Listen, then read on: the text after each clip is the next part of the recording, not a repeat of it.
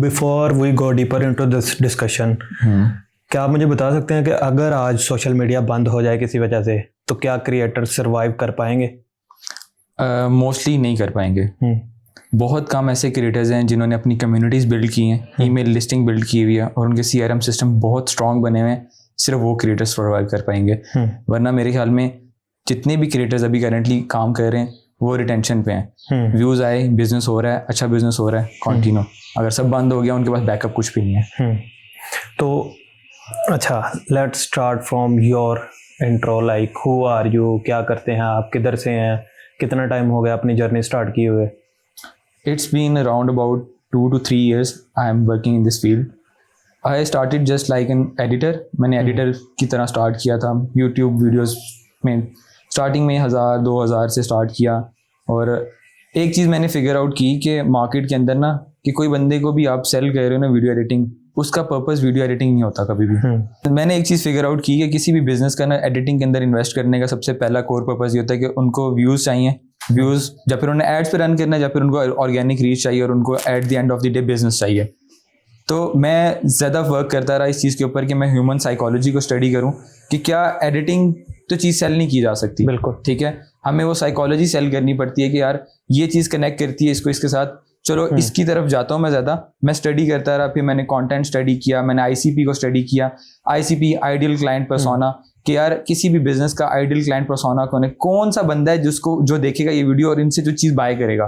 ठीक है, अगर वो बंदा वीडियो नहीं देख रहा, उसके अलावा सारी दुनिया वीडियो देख रही है, वो चीज़ बाय नहीं हो रही, उस वीडियो को कोई फायदा नहीं है। बिल्कुल। तो मैं ज़्यादा उस चीज़ पर फोकस करना। बाकी a short intro for myself is, मैंने as a video editor start किया बट इवेंचुअली इवॉल्व करते करते स्किल सेट को अपडेट करते करते now I am a growth operator. मैं बिजनेसेस को स्क्रैच से उनकी स्क्रिप्टिंग से लेके उनके पूरे कंटेंट प्रोडक्शन और उनकी मार्केटिंग को पूरा हैंडल करता हूँ अभी। जैसे आपने बताया कि आपने स्टार्ट एडिटिंग से किया, तो उसको छोड़ने का पर्पस क्या था? कि मज़ा नहीं आ रहा था या मतलब उसको क्यों छोड़ा? क्योंकि आजकल बहुत हाइप है वीडियो एडिटर्स की ना, और अच्छा वीडियो एडिटर तो मिल भी नहीं रहा। नहीं मिल रहा। तो आपको क्या लगता है कि अगर आप उसी फील्ड में अपना कंटिन्यू करते वो ज़्यादा बेस्ट था या अभी के लिए आप ज़्यादा अच्छा ग्रो कर रहे हैं? अच्छा, ये बात ना मेरे दोस्त भी मुझे करते हैं कि जो वीडियो एडिटिंग है ना वो एक मजदूरी वाला काम है। मिलती रहेगी, आप करते रहोगे। आप सारे वीडियो एडिटर्स को मजदूर कह रहे हैं? नहीं, मैं मजदूर नहीं कह रहा, बट मैं उन लोगों को स्पेशली एक बात बताना चाहता हूँ कि आप कोई मतलब वीडियो एडिटिंग आप कर रहे हो तो आप क्या करते हो? स्क्रीन के सामने बैठे हुए हो। नहीं, अगर आपने ज्यादा पैसे कमाने हैं तो फिर ज्यादा देर स्क्रीन के सामने बैठना पड़ेगा। ठीक है, आप बाउंड हो ना एक चीज को लेकर। ठीक है, बट मार्केटिंग के अंदर आप बाउंड नहीं हो। You have to work through brain. आपको दिमाग का इस्तेमाल किया, एग्जीक्यूशन की, ठीक है, आपका काम इजी हो गया। ठीक है, मेरे लगता था कि मेरे पास फ्रीडम नहीं था पहले। ठीक है, अगर मैं 10-15 क्लाइंट्स कितनी देर आपने वैसे एडिटिंग की है? मैंने अराउंड अबाउट 2019 से लेके यूनिवर्सिटी एंड होने के 1 साल बाद तक, मतलब 2023 में मेरी यूनिवर्सिटी एंड 2024 तक मैंने एडिटिंग किया। सही। तो मुझे वो खुद ये फील होने लग पड़ा था कि अगर मैं ज़्यादा अगर मैंने स्केल करना है इस चीज़ को, या फिर मैं आउटसोर्स करना स्टार्ट कर दूँ, एक ये था point of view, agency model की तरफ जाऊँ, या फिर मैं ये काम छोड़ के किसी और तरफ शिफ्ट हो जाऊँ। सही। तो मैंने जब स्किल अब इवॉल्व कर रहा था ना दौरान एडिटिंग, तो मुझे ये ज़्यादा फील हुआ कि मैं ना इससे इवॉल्व करके उस चीज़ की तरफ जाता हूँ जो किसी बिजनेस को फ़ायदा हो मेरी वजह से। तो मैं फिर उस चीज़ की तरफ साइकोलॉजी स्टडी किया, क्लाइंट को स्टडी किया, एल्गोरिदम को स्टडी करके, तो मैंने कहा कि बेसिक तो यही है, एडिटिंग ही है। बिल्कुल। ठीक है, बट इसका एवोल्यूशन मॉडल ये है कि आप इससे रिटेंशन कैसे लेके आ सकते हो किसी भी प्लेटफॉर्म के ऊपर। अब जिस तरह आपने तो तरह भाई इस फील्ड से निकल के अपने आप को ग्रो कर लिया, लेकिन जो बंदे स्टक रह जाते हैं एडिटिंग में ही या किसी भी फील्ड में, आपको क्या लगता है कि उसका पीछे का पर्पस क्या होता है? कि वो खुद अपने आप से सिंसियर नहीं होते, या क्या मसला आता है कि लोग एक ही फील्ड में सारी उम्र स्टक क्यों रह जाते हैं? मुझे लगता है स्किल अपग्रेड नहीं करते, बहुत देर कर देते हैं स्किल अपग्रेड करने में। कि आपको ना टाइम से पहले अपग्रेड कर लेना चाहिए स्किल को, कि इससे पहले कि मार्केट में सैचुरेशन आ जाए। बिल्कुल। तो लोग इस तरह करते हैं कि इस फील्ड के अंदर इसलिए स्टक रह जाते हैं कि स्टार्ट में तो उनको इतना मसला नहीं होता पैसों का। सपोज हम अगर स्टूडेंट होते हैं तो हम पैसे आ रहे होते हैं, वो हमारी साइड हसल है, तब घर वाले भी दे रहे होते हैं।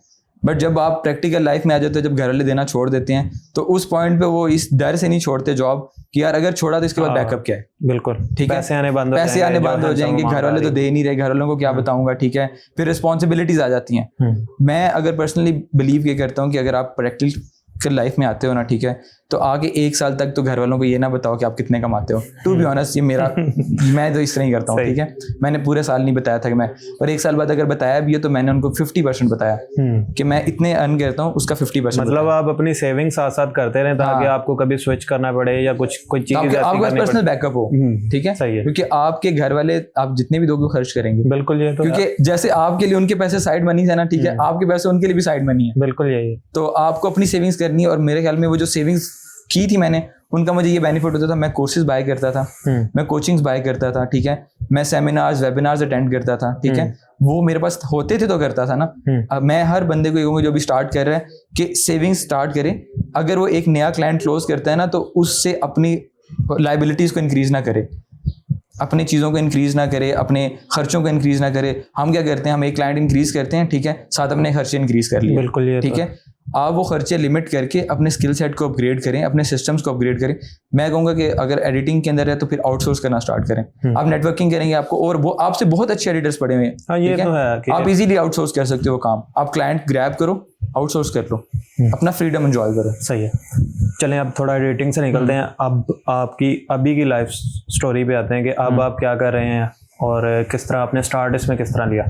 अच्छा, अभी करेंटली तो मेरी मार्केटिंग टीम है, ठीक है, फील्ड है, सॉरी। स्टार्ट कहाँ से लिया आपने? स्टार्ट मैंने इस तरह लिया था कि TSK डाइट से, ठीक है। TSK डाइट मतलब क्या? फिटनेस कंपनी है, ठीक है, they provide fitness coaching, diet plan, ये सारा कुछ सेल करते हैं।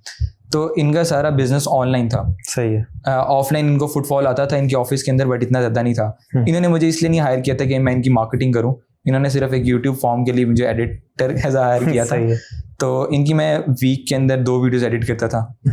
अब क्या होता था कि 1 मंथ काम करने के बाद प्रोबेशन मेरा खत्म होने वाला था और मैंने सैलरी की डिमांड ज़्यादा करनी थी। तो ऑटोमेटिकली आगे से ऑब्जेक्शन आया कि हमने जिस पर्पस के लिए हायर किया था वो पर्पस फुलफिल नहीं हो रहा। तो मुझे नज़र आ गया कि मेरी प्रोबेशन के बाद मेरी छुट्टी हो जानी है, ठीक है। मैंने ना प्रॉब्लम फिगर आउट किया कि आपने अगर YouTube स्टार्ट किया था तो क्यों किया था। उन्होंने किसी ने बताया था कि YouTube स्टार्ट करो, आपको क्लाइंट आना स्टार्ट हो जाएंगे, ठीक है। व्यूज़ नहीं आ रहे थे। सबसे इंपॉर्टेंट बात कि लोग कंटेंट स्टार्ट करते हैं, व्यूज़ नहीं आते, ठीक है। क्यों? क्योंकि हम गलत ऑडियंस के लिए वीडियोस बना रहे थे। तो ऑटोमेटिकली मैंने रिसर्च की, मैंने कहा यार ऐसा क्या, मतलब मैं तो रिकॉर्ड की, एडिट कर दी, मेरा तो यही काम है, यही है। इससे ज़्यादा मुझे तो पता भी नहीं। मोस्टली एडिटर भी यही सोच रहे हैं कि यार मैंने तो एडिट कर दिया, व्यूज नहीं आ रहे तो मेरा मसला थोड़ी है, ठीक है। और सच में एडिटर का नहीं मसला होता उस जगह पे। ये किसका मसला है? ये क्रिएटर का मसला है। ओके। क्रिएटर को पता ही नहीं कि उसका ICP क्या है, ठीक है, ट्रेंड्स क्या चल रहे हैं। ICP को भी काइंडली थोड़ा फुल फॉर्म में बताएं ताकि मेरी ऑडियंस जो देखने वाले हैं वो समझ सकें। अच्छा, ICP जो है ना वो आपका आइडियल क्लाइंट पर्सोना होता है। वो पर्सन जो आपकी सर्विस बाय करेगा, ठीक है। आपको किसको दिखाना है वो सबसे इंपॉर्टेंट बात होती है कि आपने ये चीजें, मैं वीडियो बना रहा हूँ ये मेरे इस ऑडियंस के लिए है, ठीक है। अब पॉइंट ये आता है कि आपने वीडियो तो बना दी उनके लिए, क्या वो देखना चाहते थे?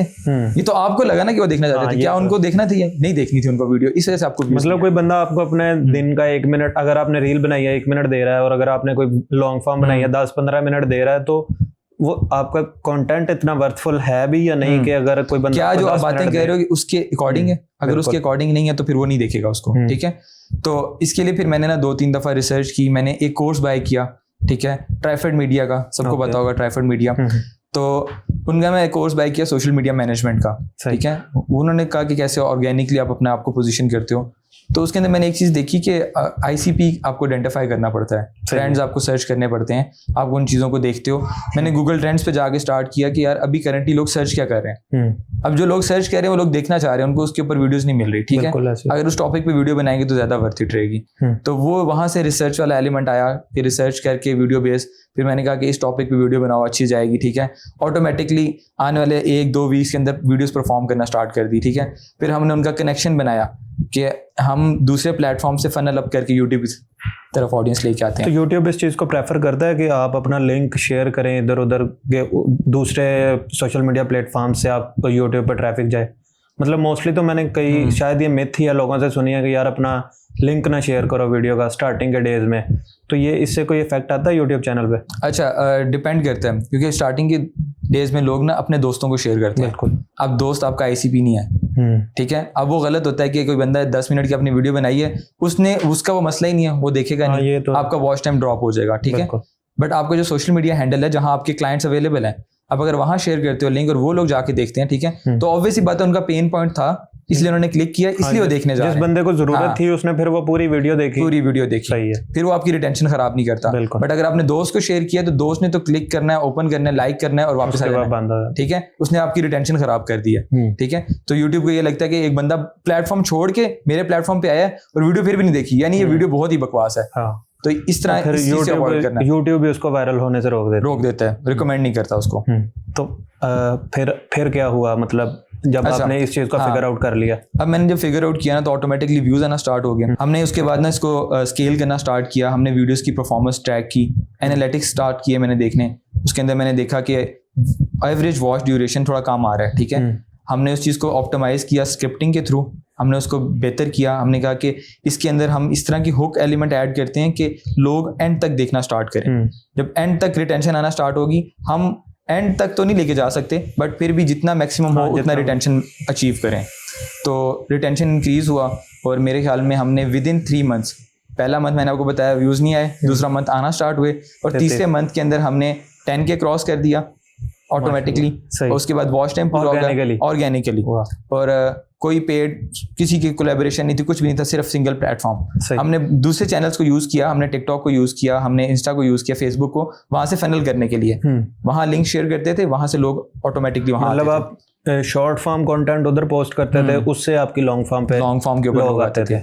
या सही। तो अब हमें लगा कि हम कम्युनिटी बिल्ड कर रहे हैं और थोड़े ही दिनों बाद रमजान स्टार्ट होना था, तो जितनी भी सारी उसकी कैंपेन थी वो मैंने दोबारा डिजाइन की। हमने कहा कि हमें पहले रिकॉर्ड करनी चाहिए। लेकिन तलत भाई अगर मैं यहाँ पे ऐड करना चाहूँ तो एडिटर्स मोस्टली जो बैठे होते हैं, मैं खुद भी एडिटर हूँ, तो हमें अपनी वो फील्ड से बाहर निकल के काम करने पे ना वो बड़ी हो रही होती है कि यार अब मेरा तो ये काम ही नहीं है, मैं क्यों करूं, मैं सर्चिंग क्यों करूं। तो ये इस बैरियर को आपने कैसे ब्रेक किया? अच्छा, मैं मजे की बात बताऊं ना, उस पॉइंट में मैं इतना ज्यादा ओवरवेलमिंग होकर काम क्यों कर रहा था, ठीक है, मुझे जॉब सिक्योरिटी चाहिए थी। सही। मुझे ये डर था कि भाई मेरी जॉब चली जानी है, मुझे जो करना पड़ता है करो, मुझे रात बैठ के स्क्रॉलिंग करके रील्स निकालनी पड़ती है, वायरल ये वायरल जाएगी, ये जाके रिकॉर्ड करवानी है, ठीक है, सही है, मैं कर रहा था, ठीक है।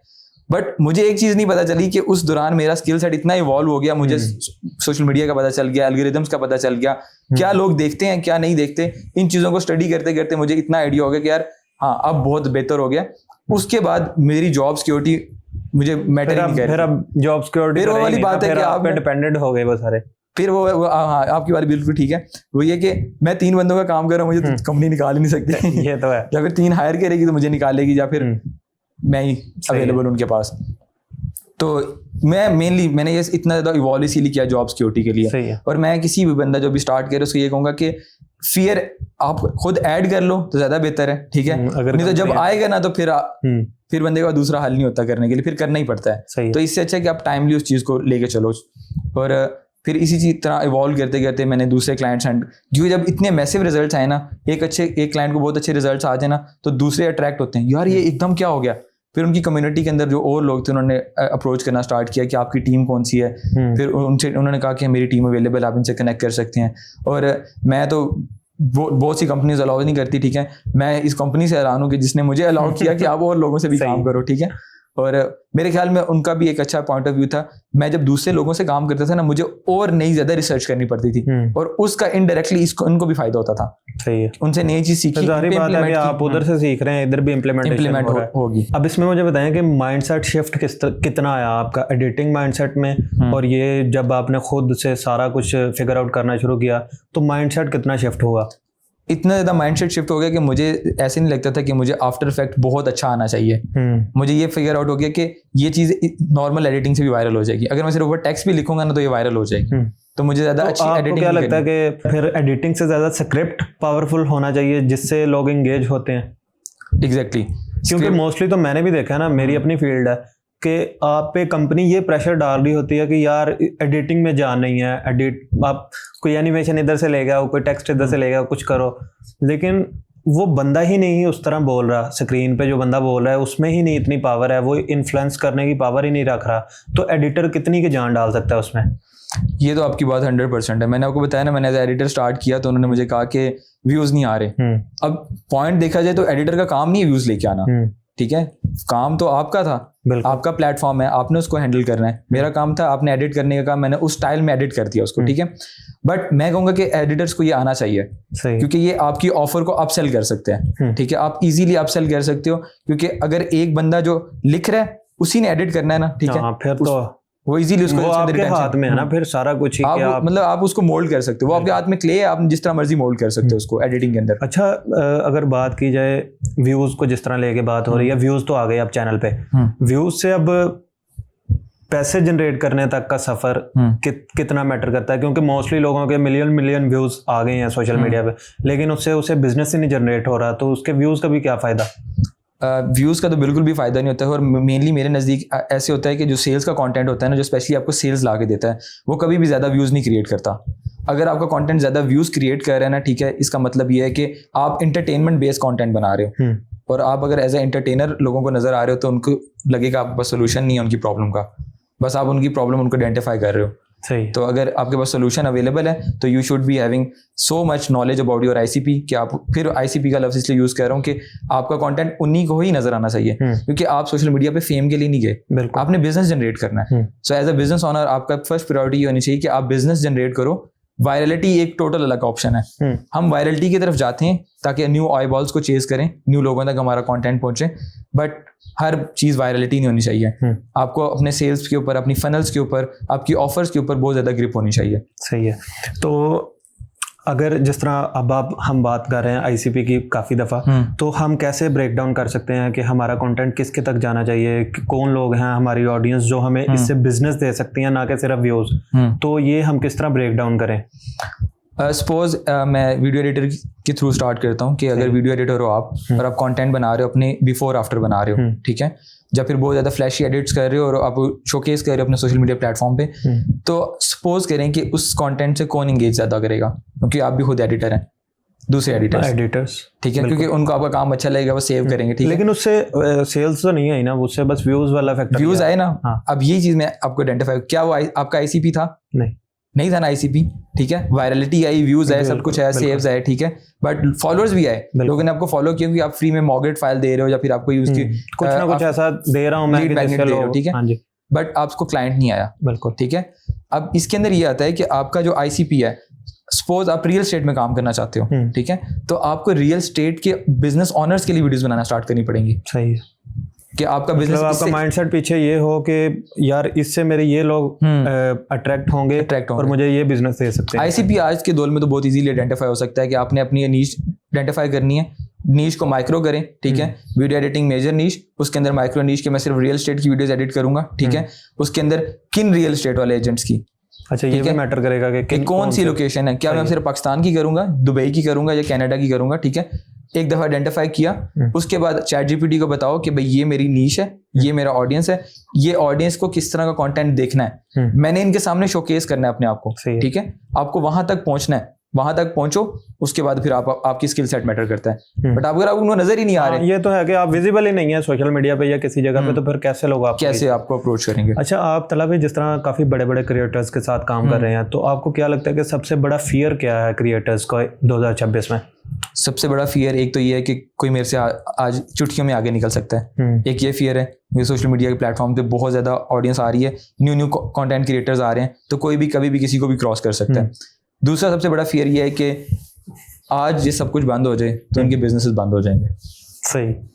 तो आपको लगता है कि ये बंद हो सकता है? इजीली नहीं, मतलब प्लेटफॉर्म्स नहीं बंद हो सकते, बट अगर ये बंद हो जाते हैं for any cause, World War 3 होगी तो ये तो बंद हो जाएंगे। तो अब जिस तरह वही ना, पाकिस्तान में तो आप कुछ भी नहीं ना कह सकते। अब जिस तरह पाकिस्तान में पहले यूट्यूब बैन था, 2016 में जाके चला है, तो काफी लोगों ने उससे फिर फायदा उठाया।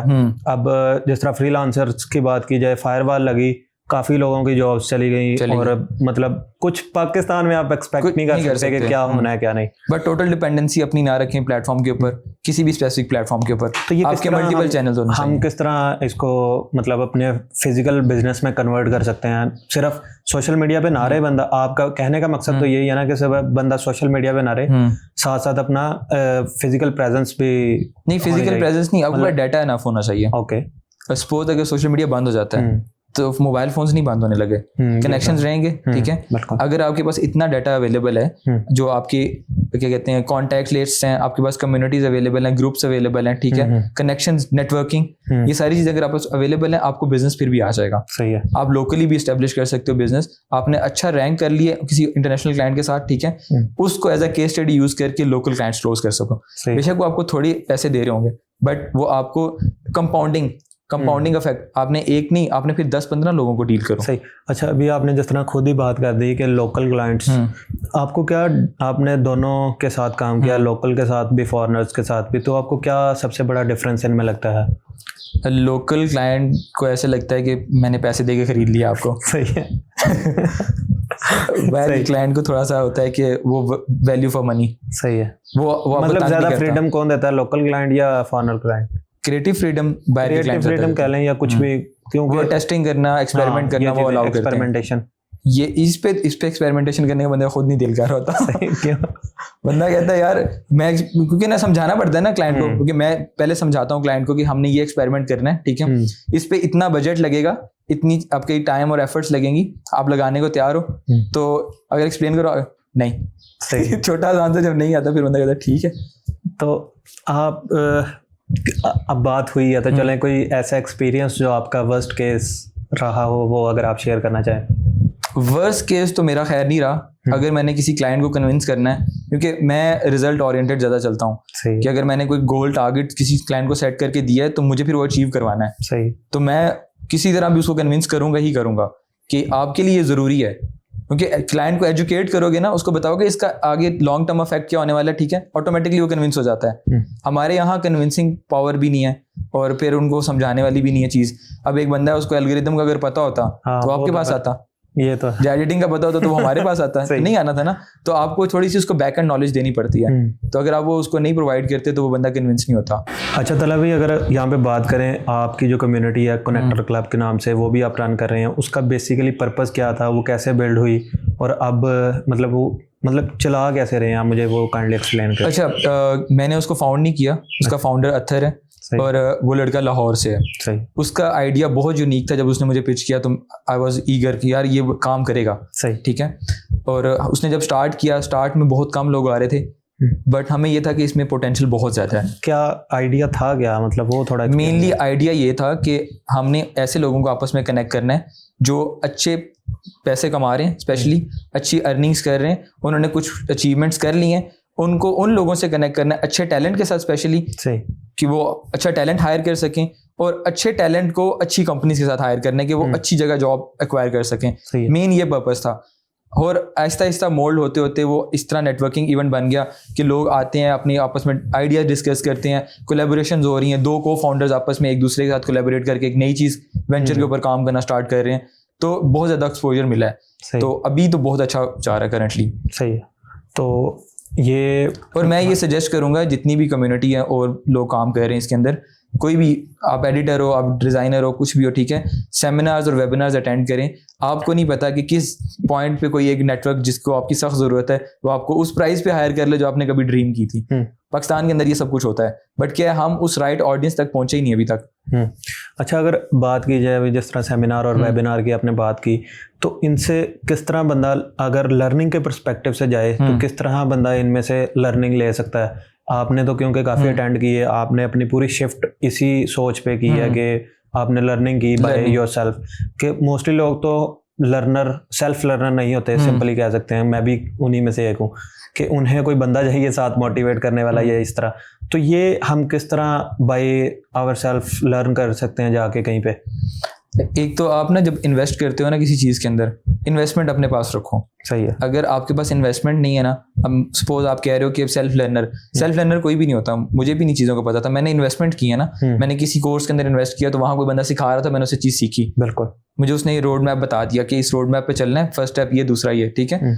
इसके अंदर आपको फायदा हो जाता है। एक बंदे ने सब कुछ पाइल अप कर दिया, यूट्यूब पे सब कुछ पड़ा हुआ है वैसे तो। हाँ, ये तो है। कोर्स के अंदर बाय करने का फायदा आपको क्या होता है कि आपको एग्जैक्ट रोड मैप कि मैंने पहले ये देखना है, पहले ये इंप्लीमेंट करना है, फिर ये करना है। लेकिन सॉरी टू से कि बहुत से वो फिर फेक लोग भी तो बैठे हैं ना, जो कोर्स ही सिर्फ सेल करने बैठे हैं, उनके कोर्स की इतनी वैल्यू भी नहीं है। तो हाउ डू वी आइडेंटिफाई कि ये बंदा सही है या नहीं? मतलब उसका कोर्स अच्छा भी है या नहीं? जो वो बात कर रहा है कोर्स के अंदर, आप उसके टेस्टिमोनियल्स देखो ना, क्या वो असल में भी वैसा तो है? ये फेक नहीं लग सकते टेस्टिमोनियल्स या नहीं, उसके असल में उसकी पर्सनल ब्रांड को आप चेक करो। सही है। मैं अगर कोर्स सेल कर रहा हूँ, ठीक है, और मैं कहता हूँ कि मैं ये चीज़ें सिखा दूंगा, और मेरे उसके रियल टाइम में टेस्टिमोनियल्स नहीं है, तो मैं उसको प्रूव नहीं कर सकता। मेरे मुंह से नहीं सुनना, आपने बाकी लोगों के मुंह से सुनना है कि क्या ये इतनी वैल्यू दे सकता है मुझे। और नेटवर्किंग, अब कोर्स से ज़्यादा इंपॉर्टेंट नेटवर्किंग क्यों है कि आपको रियल टाइम में वो बंदा मिलता है, वो कहीं कैमरे के पीछे बैठ के किसी कोने में नहीं आपको बात बता रहा, वो 4 लोगों के सामने जब बोलेगा आपको कॉन्फिडेंस से पता चलेगा इसने कुछ काम किया कि नहीं किया।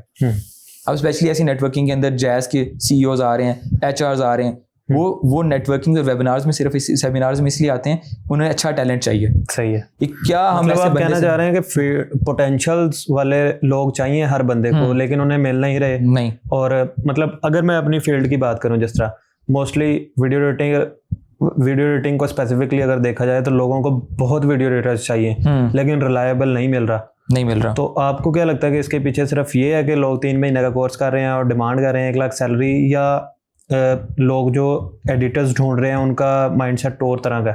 नहीं, ऐसा हो रहा है, क्योंकि देखिए अगर किसी बंदे के पास अच्छा टैलेंट है ना, वो पाकिस्तान में काम करना प्रेफर ही नहीं करता। वो कहता है मैं इंटरनेशनल क्लाइंट के साथ काम कर लूँ। और जिस बंदे के पास अभी बेसिक लेवल स्किल सेट है, उसको इंटरनेशनल मार्केट का एक्सपोजर ही नहीं है, वो कहता है यार मैं जॉब शॉप कर लेता हूँ, वो भी रिसाइड पे आता है। तो कंपनीज की डिमांड भी ऐसी नहीं है कि कंपनीज उतना पे ही नहीं करती, उतना पे करें तो अच्छा एडिटर भी आए आपके पास। नहीं तो ये मतलब कितना डिफरेंस वैसे आ जाता है अगर आप डायरेक्ट बाहर के क्लाइंट से काम कर रहे हैं और अगर पाकिस्तान में जॉब कर रहे हैं? 10x का डिफरेंस आता है। इतना बड़ा डिफरेंस? तो ये कंपनी अगर चाहती है कि वो अच्छा एडिटर, हम बार बार एडिटिंग को इसलिए डिस्क्राइब कर रहे हैं क्योंकि आपकी भी फील्ड वही है, मेरी भी, तो हमने मोस्टली देखा है कि एक एवरेज सी सैलरी है, वही रखी है कि आप उसमें ही चाह रहे हैं कि वो बंदा ग्राफिक डिजाइनिंग भी करता हो, वो पोस्टिंग भी कर ले, वो आपके सोशल मीडिया भी संभाल ले, एडिटिंग भी कर ले, सब कुछ कर ले। तो सिर्फ इसी वजह से लोग बाहर के क्लाइंट के साथ काम करते हैं या और भी कोई वजह है? बिल्कुल यही रीजन है, क्योंकि बाहर के क्लाइंट को पता है उसे क्या चाहिए। यहाँ की कंपनी कॉर्पोरेट सेक्टर का इतना गंदा रूल है ना, ये तो आपको चूस लेते हैं। ये काम किसी और के लिए बुलाते हैं आपको, ठीक है, और आपको कोई और 2-3 चीजें आती है ना, वो भी आपको उन्हीं पैसों में करनी पड़ती हैं, सिर्फ इस वजह से कि आपने जॉब सिक्योर करनी है। आपको फियर होता है अगर मुझे निकाल ना दें, फियर है ना। और हमारे कॉर्पोरेट में ये सबसे इंपॉर्टेंट रूल है कि हायर फायर, पुराना को निकालो, नए को लेके आओ, क्योंकि पुराने के पैसे ज्यादा नहीं करने कि उसको एक्सपीरियंस आ गया, उसको चीज समझ आ गई है। एक बंदा फ्रेशर लेके आएंगे उतने पैसों के अंदर जो लॉन्ग टर्म उनके साथ चलेगा। फिर जब वो थोड़ी सी टूटा करेगा, उसको कहेंगे चल तू भी जा, हमने ले आते हैं। सही है। ये अच्छा था। तो अच्छा, अगर आप अभी के लिए आपको कोई अकाउंट दिया जाए स्क्रैच से बिल्ड करना हो उसे, तो what will be your strategy? मतलब अगर आप शॉर्ट वे में समझाना चाहें तो आप किस तरह उसको लेके चलेंगे? Starting from a 90-day framework, क्योंकि हम यही फॉलो करते हैं सारे क्लाइंट के साथ। हम फर्स्ट मंथ के अंदर ब्रूट फोर्स काम करते हैं, हम हर चीज़ टेस्ट करते हैं, ऑन एड्स ICP आइडेंटिफाई करते हैं, उनकी ऑफर्स को रिफाइन करते हैं, उनके प्रोडक्ट। हर सबसे बड़ा पाकिस्तान के क्रिएटर्स का मसला ये है, उनको पता ही नहीं उन्होंने क्यों ऑनलाइन आना है। सही है। उनको फेम के लिए आना है, उनको ये नहीं पता कि उन्होंने बिजनेस के लिए आना है। उनको फेम ला के दे दो वायरलिटी से, हमें तो बिजनेस के लिए आना था। सही है। और अगर बिजनेस आना लग पड़े, हमें वायरलिटी नहीं आ रही। अब पॉइंट ये आता है कि आपको 1000-2000 व्यूज आते हैं, उससे आपको 2-3 क्लाइंट्स आ गए, वो ज्यादा मैटर करता है कि 1 मिलियन व्यूज अचीव किया और क्लाइंट एक भी नहीं। तो ये दोनों चीजें आइडेंटिफाई करना क्रिएटर की मुश्किल होता है। सबसे पहले ये क्लियर करते हैं हम फर्स्ट मंथ के अंदर, और उसके अंदर फर्स्ट मंथ में हमारी टेस्टिंग हो जाती है। सही। हमारे डिफरेंट हुक्स की टेस्टिंग होती है, उनके स्टाइल की, हमें उनके कैमरा कॉन्फिडेंस गाइड हो जाता है कि वो कैमरा पे कैसे बात करते हैं, ठीक है। उनकी जितनी भी स्केड्यूल है कि वो वीक में कितने दिन अवेलेबल होते हैं, हम किस किस दिन रिकॉर्डिंग्स कर सकते हैं, उनके अकाउंट के, उनके एल्गोरिदम की, उनकी नीश की, ICP, सब कुछ फर्स्ट मंथ में आइडेंटिफाई कर लेते हैं। सही है। फिर हमारा ब्रूट फोर्स थोड़ी सी कम हो जाती है, कंटेंट डिलीवरी थोड़ी कम करते हैं हम, क्योंकि हमने टेस्ट कर लिया है, हमें पता है ये चीज काम कर रही है, ये नहीं कर रही। अब जो चीज काम कर रही है हमने उसको डबल अप कर देना सेकंड मंथ के अंदर। सही है। और थर्ड मंथ के अंदर ऑटोमेटिकली अथॉरिटी और पोजीशनिंग अच्छी हो जाती है। तो how many team members do you have right now? Currently I am working with 12+ team members, और मोस्टली सारे रिमोट ही काम कर रहे हैं। अच्छा, वो तलहा जो जॉब कर रहा था और ये वाला तलहा, कितना डिफरेंस आ गया इसमें? सबसे बड़ा डिफरेंस जो है वो माइंडसेट का है। और दूसरा सबसे एक जो मेजर डिफरेंस आया वो ये है कि मुझे लगता था कि पाकिस्तान में रहते हुए आप पैसे नहीं कमा सकते उतने ज़्यादा जितने आप बाहर जाके कमा सकते हो। मेरा बीच में माइंडसेट ये भी बना था कि घर वालों से पैसे लेता हूँ और बाहर चला है, बाहर जाता हूँ, वहाँ जाके दिहाड़ियाँ मजदूरियाँ करूंगा सही है। और वहाँ की 2-3 लाख की सैलरी यहाँ के क्रूजर निकलवा लूंगा। निकलती उनकी भी क्रूजर नहीं है, हाँ ये तो बट ये है कि एक इतनी सोशल मीडिया पे तो निकल ही जाती है कि वो किसी की गाड़ी पे या रेंट आउट, उन्होंने जब आना 1 महीने के लिए रेंट आउट कर लेते हैं। हाँ ये आसान काम है ना। और यहाँ हर आवाम को लगता है कि पता नहीं कितने पैसे कमा रहा है भाई, क्रूजर पे घूम रहा है, और उन्होंने जाते हुए एक और फिल्म छोड़ देनी होती है यार हम बेच के जा रहे हैं, हाँ ये तो है, ताकि जगह चलाए ना। सही है। अच्छा तो अभी वैसे इसमें थोड़ा डिफरेंस बताएं कि सोशल मीडिया पे सिर्फ फेम या ट्रूली सक्सेसफुल पर्सनालिटीज़ में कितना डिफरेंस कितना होता है, क्योंकि आप तो उन पर्सनालिटीज़ को भी मिले हैं जो मिलेनियर्स हैं, और अब आपने काफ़ी लोग वो भी देखे होंगे जो सिर्फ सोशल मीडिया पे तो अरबपति हैं लेकिन उनके पास रियल लाइफ में कुछ नहीं है। अच्छा, ये चीज़ सबसे ज़्यादा ना ट्रेडिंग प्लेटफॉर्म में हो रही है। मेरे बहुत से जानने वाले ऐसे हैं, वो क्या करते हैं, उन्होंने विलास रेंट पे लेने, उस पर अच्छी रील्स बना लेनी है, उन विलास के अंदर बड़ी गाड़ीज भी खड़ी होती हैं, ठीक है, उन्होंने भी सारी रील्स बनाई, एक दिन उन्होंने रेंट आउट किया, कंटेंट वो 1 महीने का निकाल के आ गए। अब उन्होंने आगे सिर्फ स्टोरीज पोस्ट करनी है, और जितने भी ट्रेडर्स हैं बाकी उनको कहना है पैसे कमा रहे हैं इसमें आके रो, ये विला लो, ये गाड़ी दो, ऐसे करो वैसे करो, ठीक उनसे है, पैसे चार्ज कर लिए, उसके रेंट आउट करने के उनसे पैसे चार्ज करते हैं। एक यहाँ पे बड़े मजे की कोटेशन टाइप है, वो मैं कोट करना चाहूंगा कि वो बंदा आपसे पैसे ले रहा है आपको ये सिखाने के लिए कि आपके पैसे कैसे कमा सकते हो। तो ये मतलब अगर स्किल के ले ना समझ आता तो समझ में आता है कि वो सिर्फ आपको ये बता रहा है कि पैसे कैसे कमाने हैं। तो ये तो बट अभी एक जो सबसे अच्छी चीज़ है ना, मैं ये कहूँगा कि अगर कोई बंदा अच्छे लेवल पे स्केल करना चाहता है ना अपने बिजनेस को, उसको अपने बिजनेस और आईसीपी के बारे में पता होना चाहिए, और दूसरा उसको अगर किसी से सीखना पड़ता है ना तो बिला झिझकना नहीं चाहिए, क्योंकि मोस्टली लोग सीखना भी नहीं चाहते ना। हमें ये लगता है कि अगले बंदे में बहुत ईगो होगी। मैं इतने क्रिएटर्स को, मुझे कोई चीज़ परेशान करती है ना, मुझे लगता है यार इस बंदे ने फिगर आउट कर लिया है, मैं डायरेक्टली उसको मैसेज करता हूँ, ज़्यादा क्या होगा, रिप्लाई नहीं करेगा, वो तो वैसे भी नहीं आपको मिल रहा, और अगर उसने रिप्लाई कर दिया अच्छी है कि कर लेनी चाहिए, रीच आउट कर लेना चाहिए। या यार अगर आप लर्निंग फेज में और अपने आप को एज अ लर्नर काउंट करते हो तो किसी बंदे से कोई चीज सीखने में मसला तो नहीं है। नहीं, सीखने में तो मसला नहीं है, लेकिन जो बड़े क्रिएटर्स कह लें या कोई भी लोग हैं, ये थोड़ा फिर वो भी शो करते हैं ना कि ईगो टाइप शो करना। ये तो आपको लगता है, तो अच्छा, ये तो आपको लगता है, आपने मैसेज किया नहीं, मैसेज किए बगैर आप कैसे ये जज कर रहे कि वो ईगो शो करेगा? हाँ, ये क्या पता वो रिप्लाई कर दे।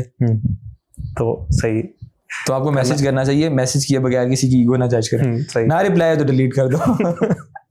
हाँ, फिर बाद में आपके भी फेमस होने के बाद रिप्लाई आ जाए, फिर बेइज्जती होगी। सही है। अच्छा, अब के टाइम में वैसे आपका सोशल मीडिया पे होना कितना ज़रूरी है? अगर आप कोई भी बिजनेस कर रहे हैं तो आपको क्या लगता है कि how much is this important to be on social media right now? मेरे ख्याल में अभी के दौर में हर चीज़ सोशल मीडिया पे बिकती है। आपने सुना ही होगा कि मिट्टी भी बिक जाती है। बिल्कुल ऐसे ही। तो अगर कोई बंदा मिट्टी भी बेच रहा है ना, उसको भी सोशल मीडिया पे होना चाहिए ताकि आपकी प्रेजेंस ऑनलाइन आए, क्योंकि लोगों के हाथ में एवरेज वॉच ड्यूरेशन लोगों का 8-8 घंटे है। अगर वो 8 घंटे सो रहे हैं, 8 घंटे जॉब कर रहे हैं, तो 8 घंटे वो मोबाइल पे लगे हुए हैं, मतलब वो बाहर तो निकल ही नहीं रहे। आउटिंग, सोशलाइजिंग, वो सब कुछ कम हो गया लोगों का। तो 8 घंटे में अगर आप उसको नजर नहीं आ रहे, हाँ, फिर तो वैसे ही नहीं देख रहे। क्योंकि इवन आप देख रहे होगे कि कंस्ट्रक्शन कंपनीज हैं वो भी ऑनलाइन आ गई हैं, हर रियल एस्टेट ऑनलाइन आ गया है, बिल्डर्स, आर्किटेक्ट, सर, क्योंकि उन्हें पता है कि बंदा हमारे ऑफिस तक नहीं आ रहा। ऑफिस तक लाने के लिए पहले उनके हाथ तक तो पहुंचो, हाथ तक आपको जाना पड़ेगा, जेब में जाओ, फिर वो आपका। तो आप अगर आपको दोबारा जीरो से सब कुछ स्टार्ट करना पड़े तो how will you start this again? Video editing से नहीं स्टार्ट करूंगा, फिर क्यों? मैं फिर स्क्रिप्ट राइटिंग से स्टार्ट करूंगा। आपको लगता है कि वो ज्यादा, वो सबसे इंपॉर्टेंट काम वही है, और आज तक वही है। एआई जितना मर्जी एडवांस हो जाए, स्क्रिप्ट राइटर्स की जॉब नहीं खा सकता, क्योंकि तो एआई को नहीं पता कि रियल टाइम के अंदर ह्यूमन इमोशंस क्या हैं। वो उसको अंडरस्टैंड नहीं कर सकता, ना वैसे लिख सकता है।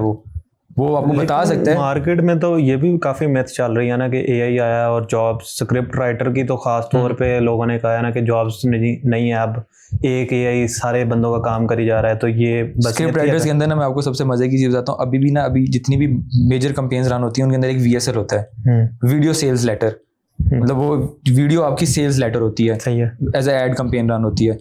आप सिर्फ उस चीज़ को जाके सर्च करें, बल्कि अभी भी फाइवर पे सर्च करें, आपको नजर आ जाएगा कि एक VSL लिखने के लिए जो 8 से 10 मिनट की वीडियो का होता है, लोग $1500 चार्ज करते हैं सिर्फ वो एक उसको लिखने के लिए। क्या है, उसके अंदर इतनी ज़्यादा अच्छी लिखी होती है कि लोग होक रहते हैं एंड तक, और रिटेंशन रहती है, और ऑटोमेटिकली फिर उनकी सेल्स ज़्यादा हो जाती हैं। किसी भी बिजनेस को आप जाके अप्रोच करो, उन्हें कहो कि मेरी ये वीडियो लिखने से आपको इतनी सेल्स आएंगी, क्यों नहीं इन्वेस्ट करेंगे? 1500 लगा के अगर उनके 15,000 बनते हैं तो देते हैं उनको। सारी बात है कि जिसको आना नजर आ जाए ना तो वो 1000-2000 वो लगाने से अब आना नजर, हमारा सबसे ज्यादा मार्केट और फ्रीलांसर का यही मसला है कि उनको दिखाना ही नहीं आता। अब वीडियो एडिटर वो सिर्फ अपनी सर्विस सेल करने की कोशिश कर रहे हैं, वो उसका बिजनेस लाने की कोशिश नहीं कर रहे, रिजल्ट डिलीवर की तरफ जाते भी नहीं है वो। सही है, वो कहते हैं अभी एडिट करवाए चला जाए, अगला आ जाएगा। हाँ, सिर्फ हमें मौके पे पैसे चाहिए, लॉन्ग टर्म सस्टेन की तरफ नहीं जाते। सही। अच्छा, स्क्रिप्ट राइटिंग से स्टार्ट किया, फिर स्क्रिप्ट राइटिंग के अंदर ही रहूंगा, फिर मार्केटिंग के अंदर आऊंगा। तो आपको लगता है कि आने वाले टाइम में भी एआई स्क्रिप्ट राइटर्स की जॉब नहीं ले सकता, या एआई को अगर आप अपने काम में इंटीग्रेट कर लेते हैं तो वो ज़्यादा बेनिफिशियल हो जाएगा? आप एआई से काम करवाओ, अपने सारे काम करवाओ, बट अगर आपको रियल इमोशंस लेके आने हैं, और अभी देखें सारे लोग बड़े ना बन ठन के बैठे होते हैं, जिस तरह अभी हम भी बैठे हुए हैं, तो इसका एक ये होता है कि लोगों को भी फील आने लग पड़ी कि यार ये बहुत सोच सोच के बोल रहा है। ठीक है, अब ऑटोमेटिकली लोग रॉ कंटेंट की तरफ आ रहे हैं। बिल्कुल, ये तो है। पॉज भी ले रहे हैं, मतलब वो शार्प कट्स नहीं है, पॉज ले रहे हैं, रुक के बोल रहे हैं, अब आगे पीछे चलते हुए वीडियोस बना रहे हैं। उससे क्या है, उससे जेन्युइन फील आ रही है, क्योंकि एआई तो अब वो आपके वो एवाटार बन जाता है, आप बैठ के उससे सिर्फ दो आपने उसने वीडियो बना देनी है, तो इस चीज से निकले। अब लोग ट्रस्ट सिर्फ उस बंदे पे कर रहे हैं जो रॉ है, जो ओरिजिनल चीज भी दिखा रहा है, back and behind the scenes भी दिखा रहा है। तो आपको रियलिटी में ज्यादा रहना पड़ता है अगर आपको सेल्स जनरेट करनी है। ओके, अभी जिस तरह आपने खुद ही अवाटार्स की बात कर दी, तो जो बंदा, एक तो अब जिस तरह नॉर्मल क्रिएटर है वो तो खुद बैठा है कैमरे के आगे, उसके पास टाइम है, लेकिन अगर कोई बंदा अपना अवाटार बना के यूट्यूब पे और इधर उधर पोस्टिंग कर रहा है, तो आपको लगता है कि उससे वो व्यूज और बिजनेस जनरेट कर सकता है? कर सकता है, जनरेट हो जाएगा बिजनेस, बट उसकी जो रियल पर्सनल ब्रांड है, जहां से फनल अप होके ऑडियंस आनी, क्योंकि किसी जगह पे तो ट्रस्ट होना चाहिए ना आपका, किसी जगह पे तो आप ऑथेंटिक हो। आपने अवाटार जनरेट कर लिया क्योंकि आपके पास इतना टाइम नहीं है अवेलेबल। बिल्कुल, अगर आपके पास कंटेंट बनाने का आज के दौर में टाइम नहीं है, तो आपके पास उस क्लाइंट के लिए टाइम कहाँ से होगा? देखने वाली बात है ना कि इतने ज्यादा फ्री एरा के अंदर मेरे ख्याल में आप 8 घंटे स्क्रॉलिंग कर रहे हो, 8 घंटे स्क्रॉलिंग का टाइम है और आपके पास कंटेंट बनाने का टाइम नहीं है। लेकिन अच्छा, फिर यहाँ पे ये भी फैक्टर आ जाता है ना, कई लोगों के पास कॉन्फिडेंस नहीं होता कैमरा के आगे बोलने का, या उनके पास वो प्रॉपर सेटअप नहीं है। अच्छा, यहाँ पे अगर सेटअप की बात करें, मेन बात है जो काफी लोगों के पास सेटअप ही नहीं है, तो आपको लगता है कि रॉ वीडियो जिस तरह की बन रही है, पहले पोस्टिंग स्टार्ट करें, उसके बाद सेटअप अपग्रेड करें? या कई लोगों का तो माइंडसेट ये होता है ना कि यार हमारे पास प्रॉपर लाइटिंग सेटअप और ये वो हर चीज़ हो फिर ही हम स्टार्ट करेंगे, तो आपको लगता है कि ये माइंडसेट ठीक है? ये परफेक्शन नहीं चेज करनी चाहिए, आपको स्टार्ट ले लेना चाहिए मोबाइल से। मोबाइल अच्छा है और आप उसी से बनाई हुई पिक्चर्स अपने स्टेटस पे लगा रहे हो और कॉन्फिडेंट फील करते हो, तो उससे वीडियो बनाते हुए क्या जा रहा है? कंटेंट बनाओ, स्टार्ट करो। वो सिर्फ उससे भागने का बहाना समझ, ये बहाना है ना, एक अपने आप को लिमिटिंग बिलीव दे रहे हैं कि ये चीज आएगी तो करूंगा। अब जैसे आपने मुझे कहा कि आपके पास सब कुछ, आप क्यों नहीं बना रहे? मेरे पास भी लिमिटिंग बिलीव है कि मेरे पास टाइम नहीं है। सही है, मैं वेला मसरूफ हूँ। सही है, ठीक है। तला भाई, इंटरेस्टिंग मीटिंग। लास्ट पे बस कोई ऐसी एडवाइस जो आपको मिली हो पहले तो वो बताएं, फिर बात करते हैं जो आप एडवाइस देना चाहते हैं। मुझे एक ही एडवाइस मिली है कि keep your self in learning phase, हमेशा सीखते रहो नई चीज़ें। और दूसरा ये कहूँगा कि कंटेंट बनाओ, ये सबसे बड़ी एडवाइस है जिसको मैं फॉलो नहीं करता बट मैं दूंगा सबको ये एडवाइस कि कंटेंट बनाओ। उसको परफेक्शन में ना लेके जाओ, जिस तरह का बनता बनाना स्टार्ट करो, ऑटोमेटिकली परफेक्ट हो जाता है। अच्छा, लास्ट पे जाते जाते यही बता दें कि कितनी देर आपको सोशल मीडिया पे देनी चाहिए रॉ वीडियोस पे लगा लें, या जिस तरह भी अभी जिस तरह हमारी बात हो रही थी कि नहीं है मेरे पास मोबाइल, नहीं है अच्छा सेटअप, कितना टाइम आपको देना चाहिए कि उसके बाद आपको अगर लगता है ना कि हाँ यार मैं अब स्टेब्लिश हो गया हूँ, फिर आपको खर्चा भी कर देना चाहिए उस चीज़ पे? मैं ऐसे नहीं कहूँगा कि ब्लंटली रॉ बना के अपलोड करना स्टार्ट कर दो, उसका कोई फायदा नहीं होगा। आपने कल जो वीडियो अपलोड किया ना, अगली वीडियो अपलोड करने से पहले उसको देखो, उसके अंदर मैं क्या चीज इंप्रूव कर सकता था। सही है, उस चीज को अगली में इंप्रूव करो, थोड़ा थोड़ा 1% इंप्रूव करो, और करते करते जब आप 1 महीना करोगे, 1 महीने बाद आपको समझ आ जाएगी। इक्विपमेंट्स मैटर करते हैं? वैसे नहीं करते, सिर्फ एक मोबाइल फोन मैटर करता है। मतलब आपको बिहाइंड द सीन चीजों का आइडिया हो, इक्विपमेंट्स आप सस्तों से भी काम चला सकते हो। सही, दौड़ जाता है। अगर एक ऐसा इक्विपमेंट्स जिस पे लगता है कि इस पे खर्चा कर देना चाहिए, वो कौन सा हो सकता है? मोबाइल, अच्छा मोबाइल ले लो। लाइटिंग पे नहीं, लाइट्स पे नहीं, मोबाइल अच्छा मोबाइल होगा, वो लाइट ऑटोमेटिकली कंट्रोल कर लेगा आपकी। सही, ठीक है तला भाई, थैंक यू सो मच। और एक माइक पे अच्छा, आपकी ऑडियो क्वालिटी, क्योंकि आपका जितने भी एल्गोरिदम है वो आपकी ऑडियो क्वालिटी को ट्रैक करते हैं, उसको वीडियो का नहीं पता वीडियो में क्या हो रहा है, वो ऑडियो से ट्रैक करता है, आपकी पुश ऑडियो से करता है। जितना क्लियर और शार्प ऑडियो होगा वो अच्छा परफॉर्म करेगा। समटाइम हम खर्चा मोबाइल कैमरा और इन चीज़ों पे तो कर रहे होते हैं, ऑडियो तो किसी को इस पे नहीं फोकस करते, ऑडियो पे सबसे ज़्यादा फोकस होना चाहिए। सही है, ठीक है तला भाई, thank you so much for coming on this podcast. Thank you so much to you, आप लाहौर से यहाँ तक आए हमारे लिए। कोई मसला नहीं, थैंक यू। और आप भी अगर अभी तक ये वीडियो देख रहे हैं, thank you so much for being here. और इसी तरह का अच्छा कंटेंट देखने के लिए इस चैनल को लाइक करें, सब्सक्राइब करें और फॉलो भी करें। मिलते हैं अगली वीडियो में, तब तक के लिए अल्लाह हाफिज़।